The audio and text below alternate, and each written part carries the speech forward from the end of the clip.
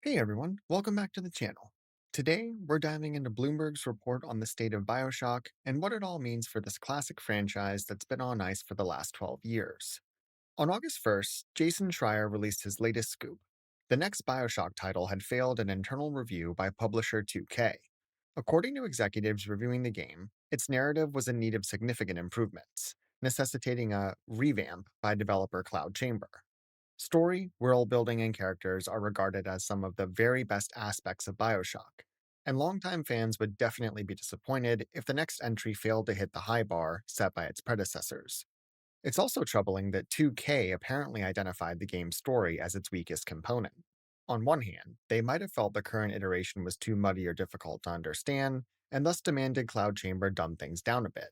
While a story can certainly be too overdone or convoluted, Bioshock has never been afraid to tackle tough themes, multi layered narratives, and plots with plenty of twists.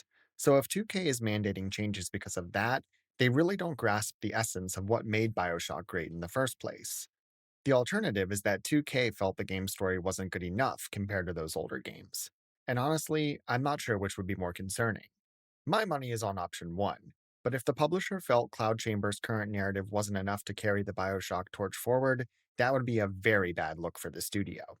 In another mandated change, 2K removed Cloud Chamber's studio head, Kelly Gilmore, who has executive producer experience dating back to the 2000s, and moved its creative director, Hogarth de la Plante, who worked extensively on the development of Bioshock 2, to a publishing role, whatever the hell that means.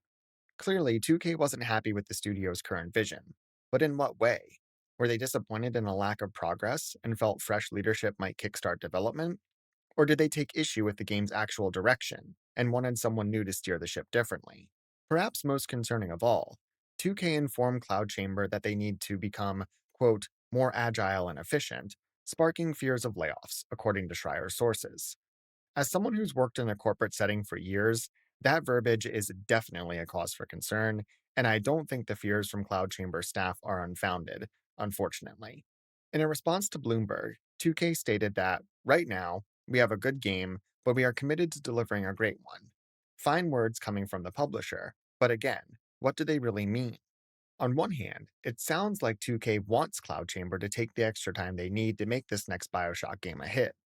But on the other hand, can we actually trust this isn't just corpo speak being thrown out for PR or shareholder lip service?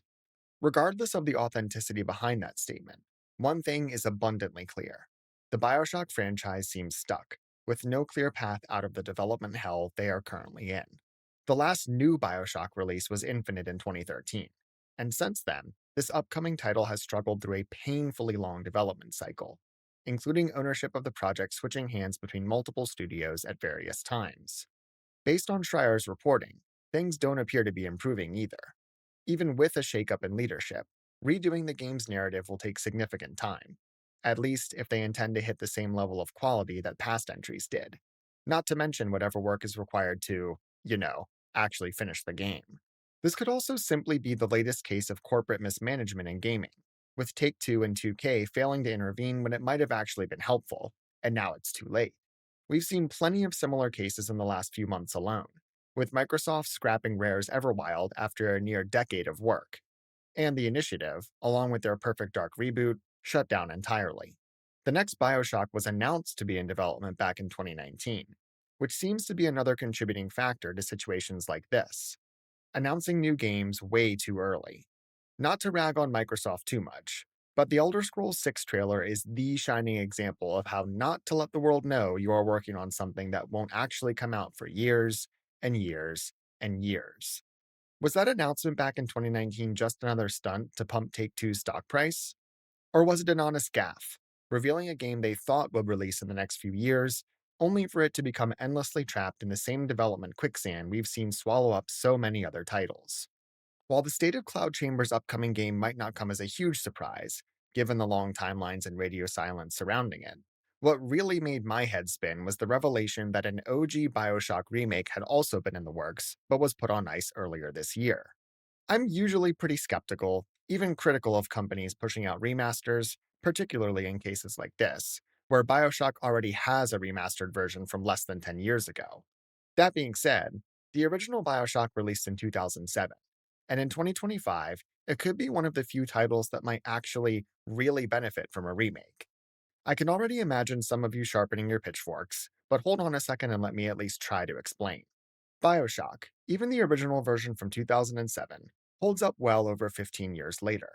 A large part of that is the simple fact that it's a damn good game. And its mind boggling story, awesome gameplay, along with visual direction and art design in particular, are, quite frankly, timeless. It might sound like I'm arguing against myself, but bear with me. Bioshock could be ripe for a remake precisely because its unforgettable art style, incredible visuals, and immersive setting of Rapture make it the perfect candidate for a recreation that plays to the strengths of today's gaming hardware.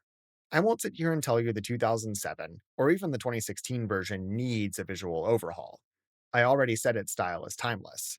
But imagine for just a second the beauty of Rapture beefed up with all the ray tracing, visual fidelity, and various effects we have on offer today. Sure, the 2016 version still looks great, but a game like Bioshock would blow people away if its visuals were cranked up to offer an experience anywhere close to something like Cyberpunk 2077 or Death Stranding 2. I'm not arguing that Bioshock should be made to look like those other games, because that would be a travesty. But playing through a version of Rapture that looks just as good as the world of Night City would be immaculate. Visual uplift alone isn't reason enough to recreate and sell a game to players for not just a second, but a third time. However, an actual remake could be a slam dunk by pairing those improved visuals with a few minor improvements to things like gameplay, pacing, and level design. I'm not advocating for an entire redo or reimagining, but something akin to the Dead Space remake. A faithful recreation of the original with eye popping visuals and some small tweaks and additions throughout. Despite what might seem like an easy cash grab for Take Two, and a big win for Bioshock by introducing it to a new generation of gamers, there are a couple of reasons I could think of why this project didn't pan out. It could be because Judas, a spiritual successor to Bioshock developed by Ghost Story Games and Ken Levine, the literal father of the franchise itself, would be a direct competitor to a re release such as this. Sure, Judas is its own unique thing, but if the game came out anywhere near a Bioshock remake, the two would draw direct comparisons, along with cannibalizing each other's sales, and that would generally be a pretty poor business strategy. Or, it might be that Take Two and 2K are afraid of remake fatigue, and thought that releasing the OG Bioshock for a third time into the current gaming market would just be too much. And they could certainly be right. Despite my advocacy for the idea, there's no denying plenty of gamers are already over the remake, remaster, and re release trend, and have been for a while. And while there is a younger generation who might not have experienced Bioshock, the time and resources needed to create yet another version might not be worth the cost of not focusing exclusively on Cloud Chamber's next game, and it seems to be full steam ahead with that project alone. My worst fear is that, like so many other classics from the 2000s which have fallen into obscurity, this new Bioshock's troubled development could result in the death of the franchise itself, whether due to Cloud Chamber's inability to put out a high quality product, or 2K deciding the juice isn't worth the decade long squeeze and squashing the project before it ever sees the light of day. With all the pauses, cancellations, and flameouts we've seen from classic franchises in recent years, I really do hope Cloud Chamber can pull this off and deliver a worthy successor to Bioshock's legacy. Because if done right, it could be a shot in the arm of gaming that we desperately need. Thanks for watching. If you enjoyed this video, make sure to like and subscribe for more gaming content, and let me know your thoughts on Bioshock's development, the scrapped OG remake, and the future of this franchise in the comments below. You're a real one and I appreciate you. Catch you later.